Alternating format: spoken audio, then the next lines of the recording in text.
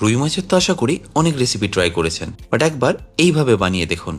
তার জন্য প্রথমে রুই মাছগুলোকে ম্যারিনেট করে নিতে হবে হলুদ, কাশ্মীরি লঙ্কার গুঁড়ো, নুন আর সর্ষের তেল দিয়ে। তারপর একটা পেস্ট আপনাদের বানিয়ে নিতে হবে। তার জন্য লাগবে সর্ষে, গোটা ধনে, গোটা জিরে, গোলমরিচ, ঝালের জন্য কাঁচা লঙ্কা, রসুন আর সামান্য একটু আদা। তারপর ধনেপাতা, নুন আর সামান্য একটু জল দিয়ে এটাকে ভালো করে পেস্ট করে নিন। আর গ্রেভিটা বানানোর আগে একটা পাত্রে আমি সর্ষের তেল নিয়ে মাছগুলোকে ভালো করে ফ্রাই করে নিচ্ছি।